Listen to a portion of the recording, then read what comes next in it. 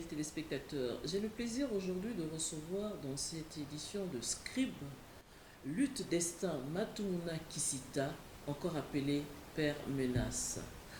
Père Menace, après un séjour en France et en Martinique, revient avec deux nouveaux ouvrages. Il s'agit de La sorcellerie existe, suivi d'un sous-titre Un sujet tabou en Occident, et Exorcisme et accompagnement spirituel des victimes d'oppression diabolique. Deux ouvrages publiés aux éditions L'Harmattan dans la collection Les Impliqués éditeurs. La sorcellerie existe, un sujet tabou en Occident. Vous le dites bien, sur la page de couverture, nous avons La sorcellerie existe, c'est écrit en gras et avec un point d'exclamation. Comment le prouver? On ne peut pas dire qu'il y a des preuves matérielles ou des preuves scientifiques pour dire que la sorcellerie existe. Ce ne serait pas possible. Parce que la sorcellerie, c'est du domaine religieux. Ce n'est pas du domaine matériel, ce n'est pas du domaine scientifique. Dans un cadre pénal, on dit que pour dire que quelqu'un est coupable, il faut apporter des preuves. Mais cela ne veut pas dire, parce qu'on n'a pas de preuves, que la personne n'est pas coupable. D'un point de vue scientifique, on ne peut pas prouver la sorcellerie. Ce n'est pas possible. Mais par contre, il y a des réalités spirituelles, des réalités qu'on aurait dit nouménales, qui peuvent faire qu'on prouve que la sorcellerie existe. Il y a des phénomènes extraordinaires, des phénomènes qu'on ne peut pas expliquer pour dire que le monde surnaturel existe. Si la sorcellerie n'existe pas, alors le démon n'existe pas. Ici, nous parlons dans un cadre typiquement religieux. Ce n'est pas un débat qui serait scientifique. On va dire à un scientifique, la sorcellerie existerait. Mais nous, dans le cadre de la religion, nous savons bien que Dieu existe, Satan existe, les démons existent, et ces phénomènes-là, pour nuire, existent aussi. Mais vous revenez sur ce sujet que vous avez d'ailleurs déjà traité dans un autre ouvrage. Pourquoi? Alors, ça c'est la question qui m'a été même posée en France. On me disait que pourquoi vous parlez de la sorcellerie? Et je leur disais un peu pour faire rire que Descartes n'est pas africain. Descartes n'est pas africain, qu'il y a des choses qu'un esprit occidental ne peut pas comprendre. Et c'est pourquoi il a fallu que j'ai pris ce courage d'aller dire devant les Occidentaux que la sorcellerie existe. Mais pourquoi chaque fois je martèle sur ça? Effectivement, écrire sur la sorcellerie, c'est écrire sur la vie sociale en Afrique. Aujourd'hui en Afrique, il y a des choses qui se passent, tout tourne autour de la sorcellerie. Au nom de la sorcellerie, on coupe des baobabs. Au nom de la sorcellerie, on tue ou on passe à tabac des personnes de vieil âge. Au nom de la sorcellerie, certains médecins sont même immunisés. Est-ce qu'aujourd'hui il y a des procès sur des médecins parce que ce médecin a bien traité son malade ou l'a maltraité? On ne va pas aller juger le médecin, on dira cette personne elle est morte de sorcellerie. La sorcellerie garde beaucoup de gens dans l'obscurantisme. Cette peur de la sorcellerie en Afrique garde beaucoup de gens dans l'obscurantisme. Il y a beaucoup d'exploitation à cause de la sorcellerie. Et je dis que l'Afrique est un terrain propice aux marchands d'illusions. C'est parce qu'on a tellement peur de la sorcellerie aussi qu'on ne peut pas réclamer un droit. Un orphelin, qu'on ravit un terrain ici par exemple dans notre pays, on va lui dire tu ne peux pas réclamer ton droit parce que la sorcellerie va exister, elle va sortir. Les oncles vont, entre guillemets, te bouffer. Donc la peur de la sorcellerie maintient les gens dans la servitude. Et donc parler de la sorcellerie, c'est parler des relations en Afrique. Il ne s'agit pas d'un sujet tabou. Et donc j'écris ce livre pour, par exemple, dire aux gens de ne pas avoir peur, que le Christ est plus fort, que quelqu'un a le droit de demander son droit quand cette personne est lésée. Mais souvent, au nom de la peur de la sorcellerie, on ne va pas le faire. Donc, écrire sur la sorcellerie, je le répète, c'est écrire sur la vie sociale en Afrique. Page 17, il est écrit « Dans beaucoup de pays en Afrique noire, certains lieux sont dominés par des Nkisinti, ou génies de la nature. Chacun d'entre eux représente l'esprit de l'ancêtre qui occupe le territoire. Beaucoup de bureaux de l'administration sont remplis de gris-gris laissés par les anciens occupants. La plupart des maisons ont des fétiches enterrés sous le sol. Il y a des quartiers qui sont des aéroports de sorciers qui opèrent sur des hôtels diaboliques.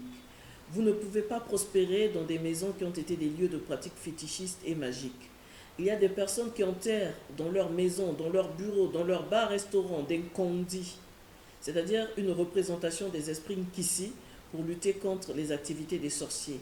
Vous ne pouvez pas achever la construction d'une maison sur un sol infesté par des forces démoniaques. Dites-moi, connaissez-vous les pratiques qui ont été faites dans la maison où vous habitez ou dans le bureau dans lequel vous travaillez? N'avez-vous pas remarqué que dans votre maison, il y a des choses insolites qui s'y produisent? Là, vous précisez que c'est en Afrique noire. Qu'est-ce qu'on peut retenir de ce passage? Eh bien, ce passage, je l'ai écrit quand je parlais des esprits territoriaux. Les esprits territoriaux, ce sont des esprits qui occupent un lieu. Il y a des lieux qui sont infestés par des présences diaboliques.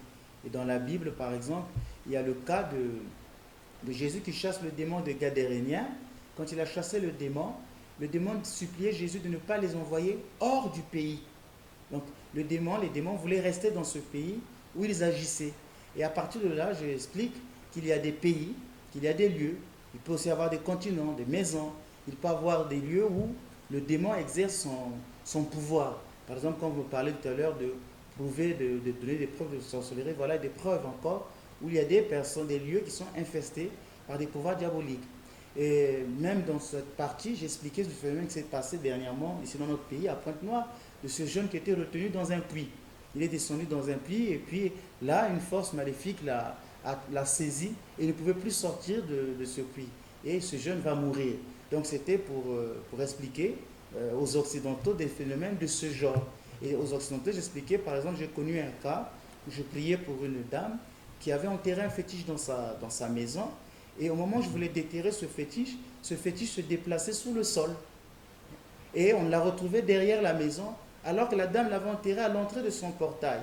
Et une fois que j'ai trouvé ce fétiche, la dame fut guérie.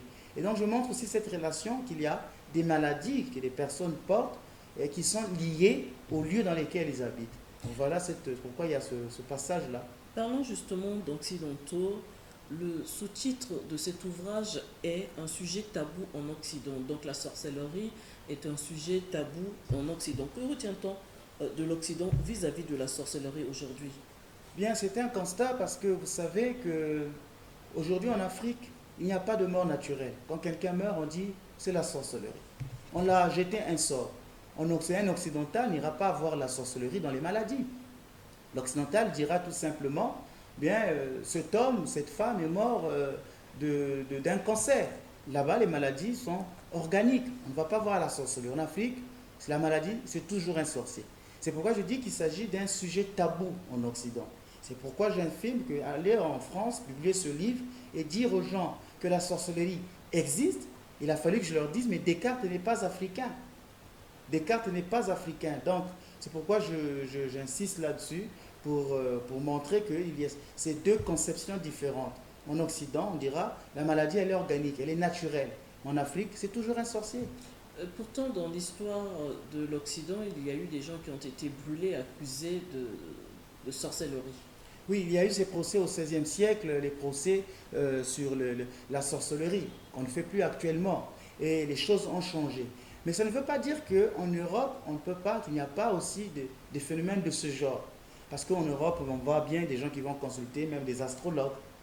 Souvent, dans certains pays encore, les gens ont des attraits à ça. Par exemple, vous savez bien que les Antilles sont françaises, mais là-bas, on parle aussi de la sorcellerie. Alors, avec la théorie progressiste, on pensait que le phénomène de sorcellerie allait disparaître avec le développement de la société. Mais aujourd'hui, on se rend compte que même dans certains milieux en Europe, on parle encore de sorcellerie. Dernièrement, je partais quelque part dans une grande ville de France, et je suis passé dans un village, et le monsieur qui me connaissait m'a dit, ici, on pratique beaucoup de sorcellerie. Et j'étais surpris que même en Europe, on en parle. Mais ce n'est pas dans tous les esprits. Ce sont encore des exceptions.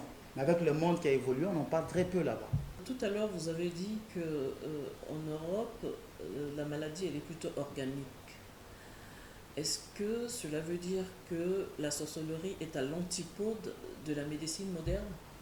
Vous savez que la médecine, d'abord, elle se veut être scientifique. Et dans tout ce qui est science, on ne peut pas accepter le surnaturel. Donc, il faut enlever du lexique scientifique tout ce qui est surnaturel. Un médecin qui a été formé dans cette école scientifique ne peut pas accepter la sorcellerie. C'est une question épistémologique, donc ça veut dire que c'est bien normal. Et comme en Europe, les gens veulent être très cartésiens, ils ne peuvent pas admettre la science. Et c'est pourquoi la sorcellerie n'est pas acceptée. Et les médecins là-bas ne vous diront pas que bon, ce phénomène, c'est de la sorcellerie. Mais ici, par exemple, en Afrique, ça serait très courant de voir un médecin dire au malade, ah, il faut plier, c'est peut-être de la sorcellerie. Et je pense que normalement, un médecin ne devrait pas parler comme ça. Parce que comme je disais tout à l'heure, ça peut immuniser son travail. Il y a eu peut-être une erreur médicale, ou bien on va camoufler ça au nom de la sorcellerie.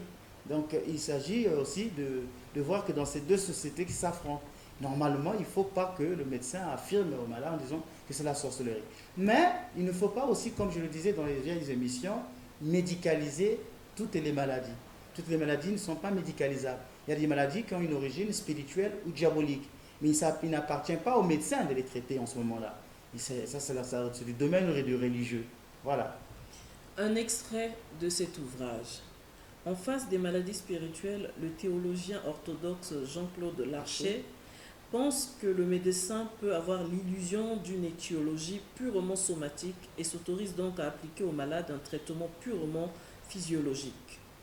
Une telle thérapie peut jusqu'à un certain point se révéler active puisqu'elle touche les organes incontestablement impliqués, mais ceci n'étant que médiateur, ce sont les symptômes du mal seulement que le traitement modifie, alors même que la véritable cause qui est spirituelle reste présente.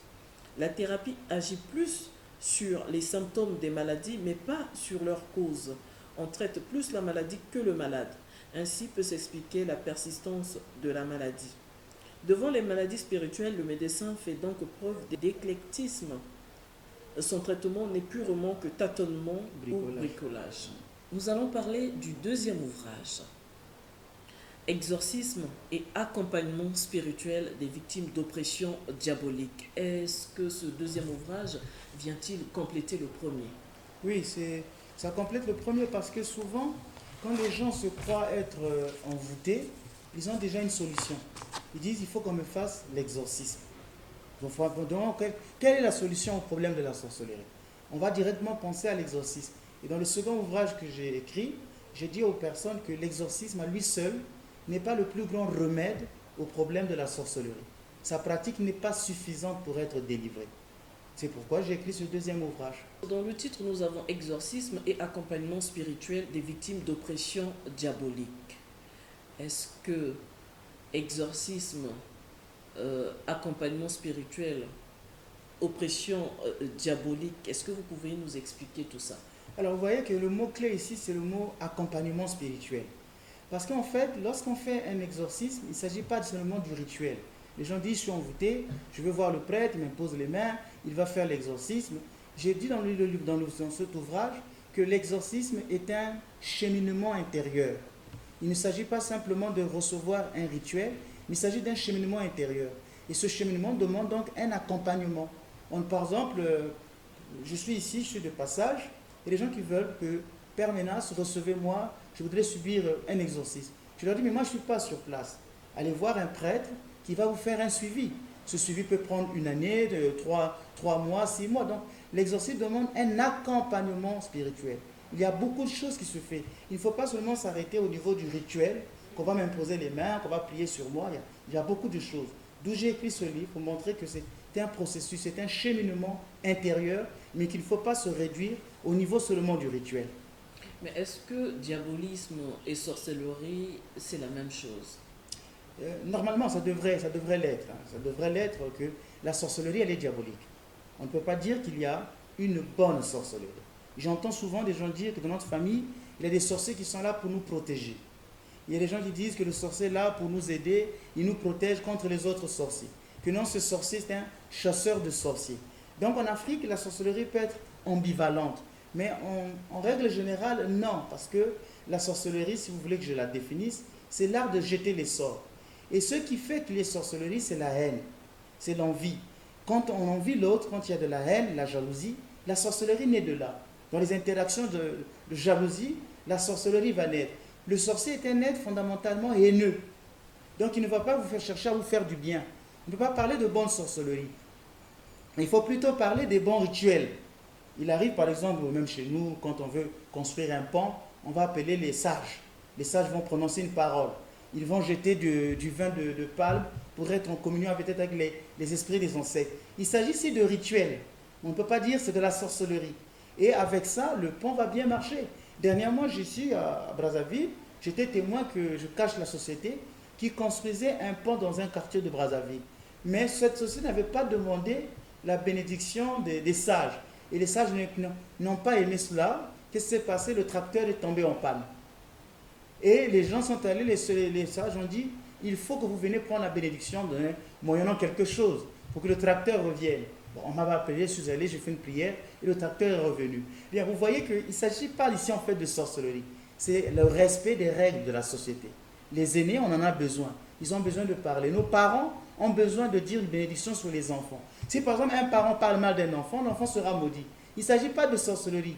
C'est simplement de la cohésion sociale. Il y a des personnes qui ont un certain pouvoir, les parents, les aînés, de bénédiction. Et quand vous violez ces personnes-là dans leur... C'est-à-dire vous ne les respectez pas, quand vous ne les respectez pas, eh bien, on peut recevoir un malheur. Mais ça ne veut pas dire qu'il s'agit de la sorcellerie. Et c'est là où les gens disent, oui, il y a bonne ou mauvaise sorcellerie. Il faut faire les distinctions des choses. La sorcellerie reste fondamentalement mauvaise. C'est l'art de jeter les sorts. Maintenant, il y a des rituels en Afrique qui nous permettent d'obtenir des bénédictions, des grâces. Et parfois, quand on ne respecte pas, par exemple, les aînés, on peut recevoir un malheur. Là, il ne s'agit pas de sorcellerie. On peut recevoir un malheur jeté par un sort, que l'aîné vous jette, par exemple, non? Bien, si par exemple il prononce des mauvaises paroles, ce qu'on appelle des malédictions, maledicere, dire du mal, le sort peut vous arriver, le malheur peut vous arriver. Je ne dirais pas que c'est le sort qui vous arrive. Je dirais que le malheur vous arrive, vous êtes maudit. Parce que là aussi, il faut faire la distinction. Que toutes les malédictions ne viennent pas toujours de la sorcellerie. Il y a des malédictions, comme je dis, vous avez enfreint certaines règles de la société qui vous arrivent. Oui, l'esprit le plus subtil dira, c'est un coup de sorcellerie. Je prends un cas.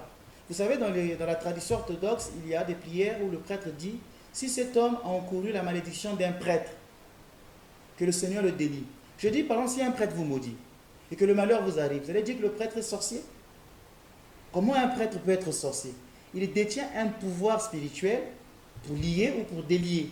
On ne va pas dire qu'il s'agit de la sorcellerie. C'est la même chose dans la famille, qu'il y a des personnes qui peuvent parler dans la famille contre vous, et le malheur vous arrive. Mais nous, ici, on dirait directement, c'est de la sorcellerie. Ce malheur ne provient pas de la sorcellerie.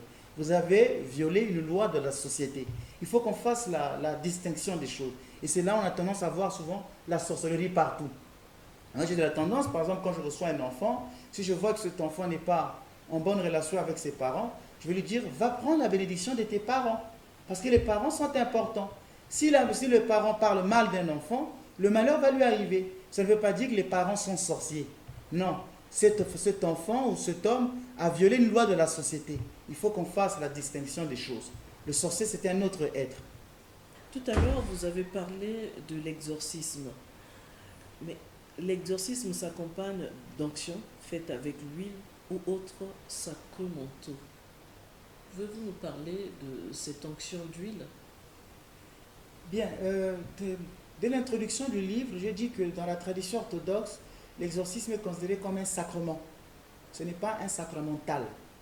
Dans la tradition catholique, oui, l'exorcisme est un sacramental, l'eau bénite est un sacramental, l'huile sainte est un sacramental. Mais dans l'église orthodoxe, non, l'eau bénite, c'est aussi un sacrement. La bénédiction de l'eau bénite est aussi un sacrement. Maintenant, la question que vous me posez, pourquoi dans l'exorcisme, il arrive qu'on fasse des onctions d'huile? En fait, vous voulez parler de la partie où je parle de la synergie. Parce que dans tout le livre, je montre que l'exorcisme ne peut pas agir efficacement sans la synergie avec les autres sacrements. J'ai parlé d'exorcisme et synergie avec le baptême. Exorcisme et synergie avec la chrismation. Exorcisme et synergie avec la communion eucharistique. Exorcisme et synergie avec l'huile sainte. C'est-à-dire que dans l'Église, il existe le sacrement des malades. Alors je dis dans ce livre que l'exorcisme, pour chasser par exemple une maladie spirituelle, l'exorcisme peut aider le malade, mais ne pourra pas agir efficacement si ce malade ne recevait pas l'onction des malades.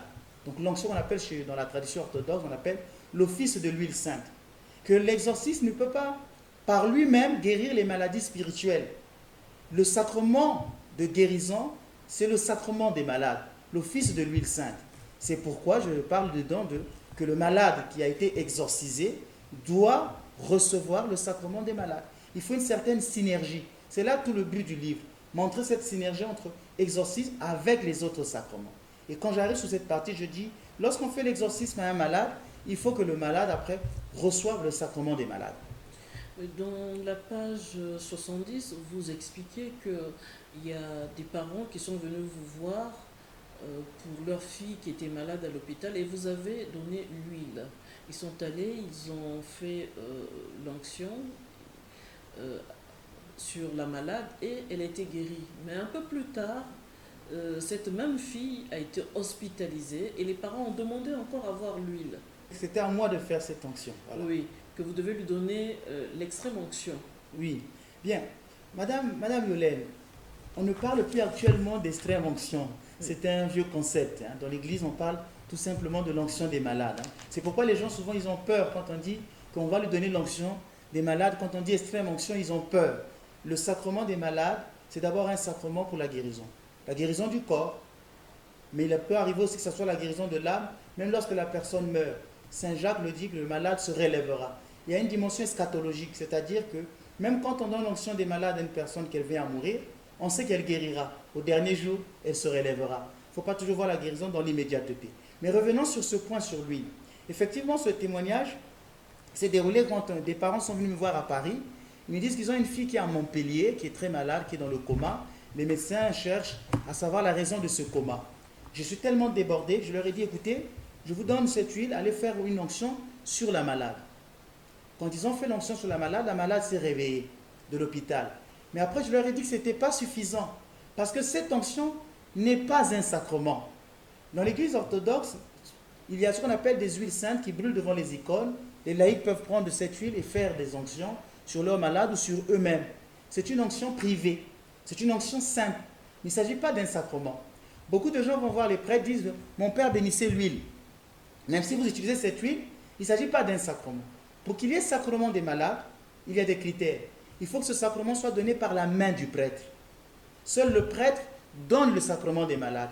Si vous, en tant que laïc, vous prenez une huile, vous allez faire une onction sur une personne, il ne s'agit pas d'un sacrement. Alors quand cette malade a reçu l'onction et qu'elle s'est réveillée de l'hôpital, qu'elle a retrouvé ses sens, sa mobilité, je leur ai dit que ce n'était pas suffisant. Comme je ne pouvais pas me déplacer, il fallait que la malade vienne me voir pour que je célèbre avec elle l'office de l'huile sainte, l'office des malades. Et cette prière, elle est très longue dans la tradition orthodoxe. C'est une prière qui prend presque 2 heures. Il y a 40 prières d'abord avant, il y a 7 prières, 7 évangiles, et il y a 7 onctions qu'on donne sur la malade. Et cette huile, c'est une huile qu'on mélange avec du vin. Alors cette huile, on ne peut pas donner cette huile à des laïcs pour aller oindre les malades. Dans l'église catholique, cette huile aussi existe, parce que dans l'église catholique, il y a 3 formes d'huile. Il y a le Saint-Crème, il y a l'huile des malades, et il y a l'huile des catéchumènes. Mais toutes les autres huiles qu'on vous parle, l'huile de Saint-Michel, l'huile de ceci, l'huile de cela, ça n'a rien à voir. Beaucoup de gens ont l'engouement de chercher des huiles saintes. L'huile sainte des malades, il n'y a que le prêtre qui donne ça aux malades. Les laïcs ne peuvent pas le donner. C'est pourquoi je donne ce témoignage. Il s'agit d'une onction privée, mais pas d'un sacrement. Mais alors, comment pourrions-nous savoir si la guérison est l'œuvre directe de Dieu ou l'aboutissement d'un processus médical? Le père Marc Nutt répond qu'il s'agit ici d'un faux problème. La puissance de la prière pour les malades peut renforcer et aider le traitement médical et opérer à travers lui et non souvent à côté de lui. Les malades ne doivent donc pas refuser leur traitement comme le médecin ne doit pas mépriser le pouvoir de la prière. Ce passage, c'est pour montrer qu'il y a beaucoup de gens ici parfois qui disent il ne faut pas aller à l'hôpital, cette maladie c'est spirituel. Il ne faut pas aller à l'hôpital. C'est faux. Parce qu'en fait, Dieu passe même à travers le médecin pour soigner. Il arrive que vous puissiez faire une prière d'exorcisme sur une personne dont la maladie, on ne voyait pas à l'hôpital. Vous faites l'exorcisme, vous faites la prière, et quand la personne va à l'hôpital, la maladie, on la voit. Parce que le démon s'est écarté, et là, le médecin peut soigner. Donc, il y a toujours une synergie aussi entre la prière et la pratique médicale. Il ne faut pas que le croyant sous-estime l'hôpital Et il ne faut pas que le médecin sous-estime aussi le pouvoir de la prière. Je me rappelle quand je faisais mon apostolat à côté, là, au CHU, il y a un médecin qui disait, oui, vos histoires de prière, hein, qui était un peu très athée. Et là, je lui ai dit, bon, nous allons faire une prière. Vous avez fait 1 mois, vous traitez le malade, et laissez-moi prier. Nous avons prié, le malade est sorti 3 jours après, parce que la guérison était rapide. Il arrive que la prière favorise le traitement médical. Il faut que les deux aillent toujours ensemble. Mais peut-on exorciser un non-chrétien? C'est une très bonne question parce que c'est là tout le but du livre. Dans le but du livre, je dis que, vous savez, d'abord pour répondre directement, oui, Dieu peut guérir un non-chrétien. Dieu veut sauver tous les hommes. On ne va pas réduire l'économie à la seule célébration des sacrements. Mais il y a un problème qui se pose. Quand je disais tout à l'heure que l'exorcisme, ce n'est pas seulement le rituel. Aller voir le prêtre, qu'on impose les mains, qu'on fasse des onctions d'huile, non. C'est un cheminement intérieur. Par exemple, je prends le cas. Lors de l'exorcisme, on va demander à la personne de faire une renonciation à Satan. Je renonce à mes pratiques occultes, je renonce à ceci, je renonce à cela. Lors de la prière d'exorcisme, la personne doit confesser que Jésus-Christ est Seigneur et Dieu, doit le reconnaître comme Seigneur et Dieu. Si j'ai par exemple un non-chrétien, prenons le cas d'un musulman, juste un petit cas. J'ai déjà reçu des musulmans qui ont été guéris, je disais qu'il ne faut pas réduire l'économie sacramentelle, l'économie au seul sacrement. Dieu peut sauver quelqu'un même en dehors des sacrements. Mais dans un cadre d'exorcisme, non. Parce que cette personne va dire, Jésus n'est pas Dieu. Je le reconnais seulement comme un simple prophète. Vous allez exorciser quelqu'un aujourd'hui qui demain va se retrouver dans une église à faire des pratiques de magie. Alors que l'exorcisme est incompatible avec les pratiques de magie. On ne peut pas faire l'exorcisme avec des gens qui utilisent des pentacles, des talismans. Il faut renoncer à ça et les brûler. Il y a des églises qui disent faire l'exorcisme avec ça, mais je n'ai jamais appris ça. Parce que normalement, quand on fait l'exorcisme, on doit renoncer à toutes ces pratiques-là. Donc il faut, c'est ce que je parlais tout à l'heure de ce cheminement intérieur. Il faut que la personne reçoive le baptême. Après, il faut que la personne reçoive la chrismation. Il y a des maladies spirituelles qui ne se traitent que par avec la communion eucharistique. Ça, beaucoup de gens ne savent pas qu'il y a des maladies spirituelles qu'on ne traite qu'avec la communion eucharistique. Je vais demander au malade de prendre la communion à jeun pendant 3 mois. Si c'est une personne non baptisée, comment va-t-elle prendre la communion? Par exemple, dans l'exorcisme, je parlais tout à l'heure des malades qui doivent recevoir après l'onction des malades. Comment va-t-on donner l'onction des malades à quelqu'un qui n'est pas baptisé? Donc c'est difficile dans un cheminement d'exorcisme de recevoir des non-chrétiens. Dans un cheminement qui se veut vraiment dans les lois les plus rigides, les plus orthodoxes, je voulais dire, c'est le terme que je voulais choisir. Dans un cadre vraiment orthodoxe, pour faire l'exorcisme, ça demande tout un cheminement intérieur qui va dans la pratique des sacrements. Pas d'exorcisme sans synergie avec les sacrements. Et pour cette question, Madame Yolène, permettez-moi, dans le livre, derrière le livre, vous avez vu que j'ai dit qu'il y a des personnes qui disent, nous sommes allés dans une prière d'exorcisme, il y a des gens qui criaient, qui vomissaient. Et moi je dis, bien tout ça c'est bien, mais s'il n'y a pas de suivi de ces gens-là, on est dans le show, on est juste dans le spectacle. Les gens aiment le spectacle ici. Quand quelqu'un, un pasteur, veut faire remplir ce stade, il va vous montrer des images de quelqu'un, des gens qui tombent, qui crient et qui vomissent. Ces mêmes gens, parfois demain, se retrouvent toujours avec les mêmes problèmes. Ça, c'est juste des images d'affichage pour attirer. Ce n'est pas parce que les gens crient, ça tombe, que la prière a réussi. Demain, quelle est la vie spirituelle de ces gens-là? Que devient la vie spirituelle de ces personnes? Ces personnes ont-elles changé? Il y a des gens parfois qui subissent des exercices et qui sont toujours haineux. Celui qui m'a fait ce mal-là doit subir le mal. Il faut qu'on fasse un retour à l'envoyeur.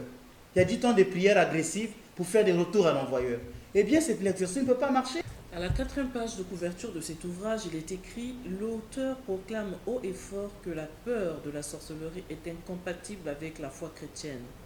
N'ayez pas peur, le Christ est plus fort que tout, même si notre monde est rempli d'esprits dangereux.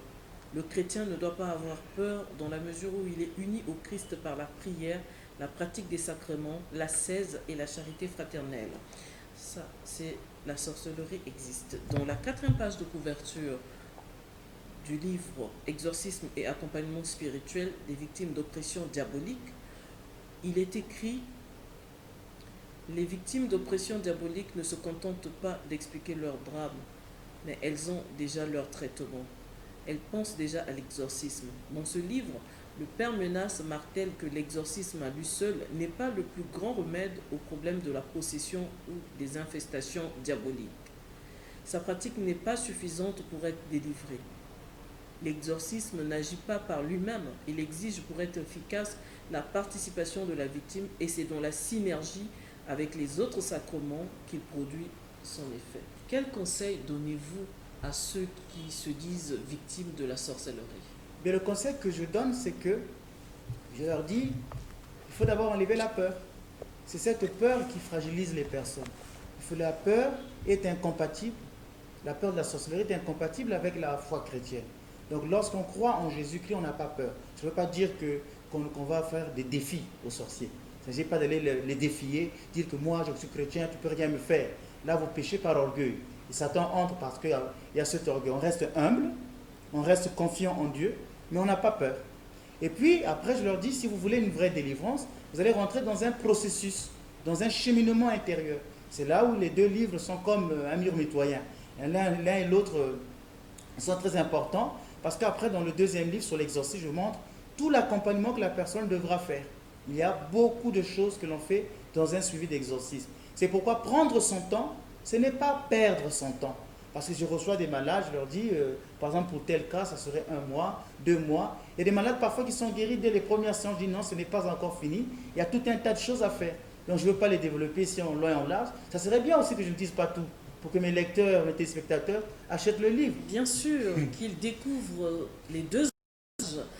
La sorcellerie existe, un sujet tabou en Occident. Exorcisme et accompagnement spirituel des victimes d'oppression diabolique. L'auteur est Lutte Destin Matumuna Kisita, encore appelé Père Menace. Il est prêtre orthodoxe.